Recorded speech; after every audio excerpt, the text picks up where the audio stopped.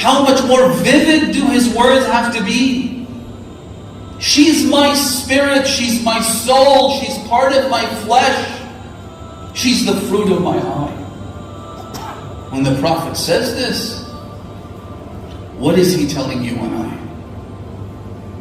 He's telling us that she is an extension of my very essence. Fatima is a part of me. You want to know whether someone truly honors Rasulullah? See whether or not they honor Fatima. It's easy to honor the Prophet. The Prophet was never dragged to a court so that he'd have to defend his own inheritance. When it comes to Fatima, you're now facing a very difficult choice. You have to now choose between Fatima and her enemies. You can't. As I said, there's no way to hijack it. There's no way to fix it. You have to choose between Fatima, as-Siddiqa, and the one that stood in front of her and calls himself a Siddiq. Who's telling the truth? They can't both be telling the truth, right? At one point, Fatima az-Zahra, they were both sitting as she's deliberating and debating with them. She said to them, "This is my property. Fadak is mine. The Prophet gave it to me." We might talk about Fadak, inshallah, another night. But this is my own personal property. They said that, "No, it's not. This may be your father's inheritance, but I heard the Prophet say that whatever we, the Prophets, leave, enters the public treasury." By the way, let me mention something here. Leslie Hazelton, the author of the book After the Prophet, she says that the Khalifa was extremely cunning when he made this declaration.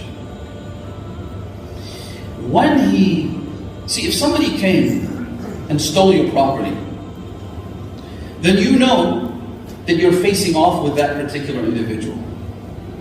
It's your word against his. It's your proof against his, right? But he didn't do that.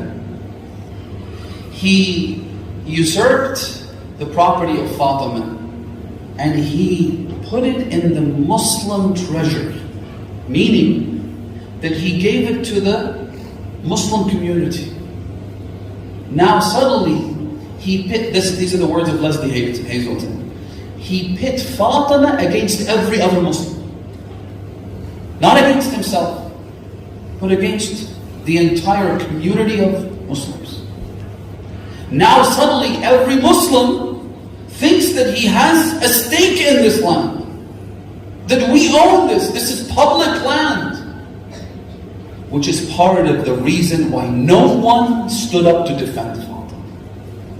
Because they all now felt that they have a piece of the cake. A piece of a very large cake, a very valuable cake, a very precious property.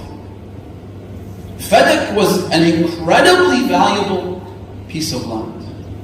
The amount of profit that would be procured from the sale of the dates and fruits and produce from that land would fund the entire army. Now suddenly every Muslim, so this is how cunning, how deceptive the strategy was. Go and speak to the Muslims and see if they agree to give you your land back.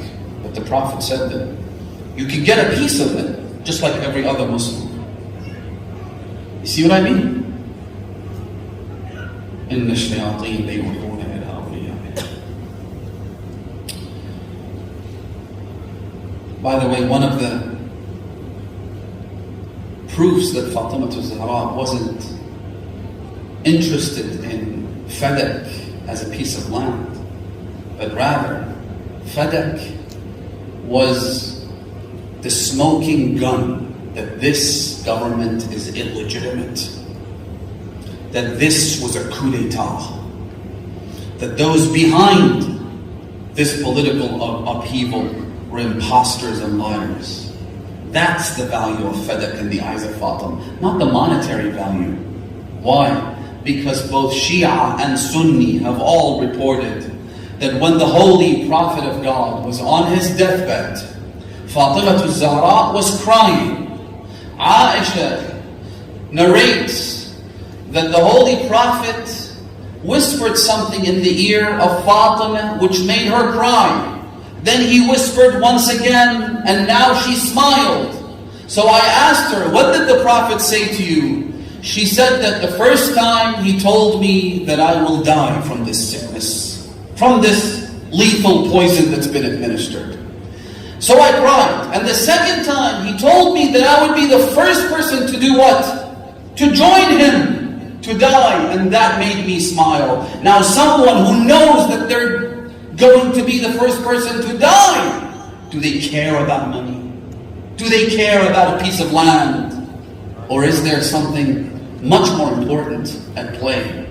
Is there an argument that is being made, a case that is being made that will stain the hideous face of this Khilafah until kingdom come? And that was the value of Fadak. Fatima az-Zahra is making that case crystal clear for generations and generations to come. Again, a stain that could never be wiped off that hideous face.